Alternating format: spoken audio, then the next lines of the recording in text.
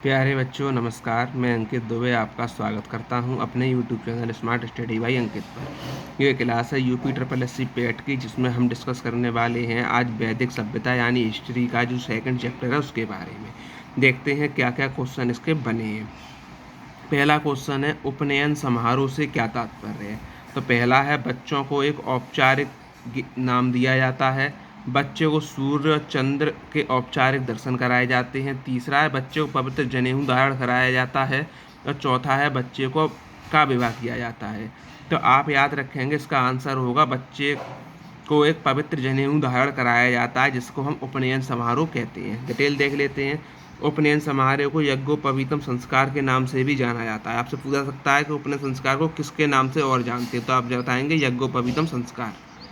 इसमें बच्चे के पवित्र जनेऊ धारण कराया जाता है। इसके 3 भाग थे, जिसमें सत्य, रज और तम का प्रतीक माना जाता है। सत्य, रज और तम आप याद रखेंगे। और प्राचीन समय में आज के समय में इस संस्कार का स्वरूप बिल्कुल बदल चुका है। यानी प्राचीन समय में संस्कार था और आज के समय में संस्कार है, उसका रूप बदल चुका है। पहले संस्कार शुद्धिकरण स्नान के रूप में जानते थे, जिसके उपरांत शिष्य गुरु के पास आश्रम में रहकर शिक्षा ग्रहण करते थे। इस आश्रम के उपरांत बालकों को द्विज कहा जाता था। पहले यह अनिवार्य नहीं था, परंतु कर्मकांडों ने इसे अनिवार्य कर दिया था। तो इतना आप याद रखेंगे। अगला क्वेश्चन है सत्यमेव जयते महावाक्य कहाँ से उद्गत है। क्वेश्चन नंबर है इसका ऑप्शन है शतपथ ब्राह्मण, ईशोपनिषद, मुंडकोपनिषद और महाभारत। तो आप याद रखेंगे सत्यमेव जयते जो वाक्य है वो मुंडकोपनिषद से लिया गया है। ठीक, अब ये क्या है मुंडकोपनिषद, आप याद रखेंगे ये सभी उपनिषदों में सबसे छोटा उपनिषद है। ठीक है, इसी में उपनिषद में यज्ञ की तुलना टूटी नाव से की गई है। मुंडकोपनिषद अथर्ववेद से संबंधित है। किससे संबंधित है? अथर्ववेद से। पूछा जा सकता है। ठीक है, सत्यमेव जयते उत्तर प्रदेश के वाराणसी स्थित सारनाथ में 250 ईसा पूर्व मौर्य सम्राट अशोक द्वारा बनाए गए सिंह स्तंभ के शिखर पर अंकित है। ये आप पॉइंट याद रखेंगे। इसका अर्थ है सत्य की सदा विजय होती है। अगला है वेदों के गद्य प्रकरण क्या कहलाते हैं। संहिता, ब्राह्मण, अरण्यक, उपनिषद। तो आपका आंसर हो जाएगा गद्य प्रकरण को ब्राह्मण कहते हैं। क्या कहते हैं? ब्राह्मण। डिटेल देख लेते हैं। तो वेदों के गद्य प्रकरण को ब्राह्मण कहते हैं। ये वेदों के गद्य भाग है जिनके द्वारा वेदों को समझने में सहायता मिलती है। अगला है अरण्य। अरण्य शब्द का अर्थ है वन में लिखा जाने वाला है और इसे वन पुस्तक कहा जाता है। जैसे अरण्य को आप जंगल बोलते हैं, इन्हें जंगलों में रहने वाले सन्यासी छात्रों के लिए लिखा जाता है। उपनिषद के बारे में आप याद रखेंगे कि उपनिषद 108 हैं और यह ब्रह्म विद्या या आत्मविद्या का प्रकाशन है। 3 शब्द उप और ने और स के संयोजन से बना है। इतना ही डिटेल बहुत है। आगे चलते हैं। कौन सा ज्ञान के सिद्धांत पर बल देता है? योग दर्शन, वेदांत, सांख्य दर्शन, उपनिषद। तो आंसर हो जाएगा उपनिषद। उपनिषद को अभी हम डिटेल में डिस्कस कर चुके हैं। ठीक, आगे चलते हैं। ऋग्वेद में किस देवता की सर्वाधिक महत्ता का वर्णन है? वरुण, इंद्र, अग्नि और शिव। तो आंसर हो जाएगा इंद्र। इंद्र के कितने हैं? तो आप बोलेंगे 10 मंडल जो टोटल हैं, 10 मंडल, 28 सूक्त और 10,580 ऋचाएँ हैं। ऋग्वेद के पढ़ने वाले ऋषियों को होर्त कहते हैं। एवं सर्वाधिक वर्णन इंद्र का, जिनके लिए 250 और अग्नि के लिए 200 ऋचाओं का प्रयोग किया गया है। आप याद रखेंगे।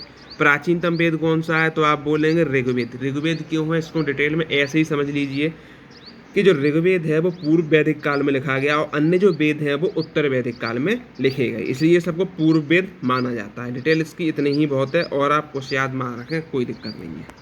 आगे है किस भारतीय पुरातन ग्रंथ में अपराध और अपराधियों का जिक्र मिलता है? अर्थशास्त्र, मनुस्मृति, न्याय मीमांसा, उपरोक्त सभी। आंसर उपरोक्त सभी। क्यों? देखो, अर्थशास्त्र कौटिल्य द्वारा रचित है, जिसमें राजा के कर्तव्य विस्तृत कर प्रणाली तथा सामाजिक स्थितियों पर प्रकाश डाला गया है।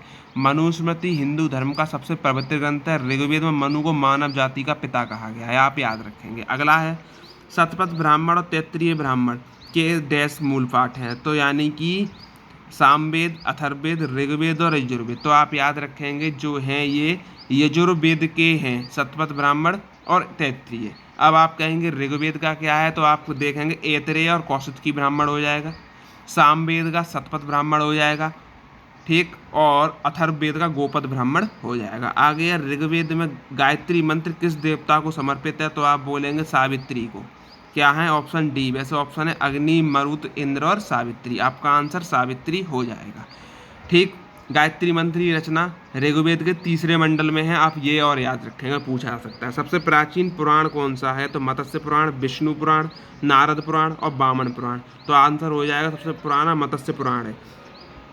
कुल पुराण कितने हैं? आप 18 याद रखेंगे, ठीक है। और आगे आपको डिटेल में नहीं जाना है। आगे क्वेश्चन एक और है कि निम्नलिखित में से कौन सा उपवेद नहीं है? धनुर्वेद, आयुर्वेद, शस्त्रवेद और योगवेद।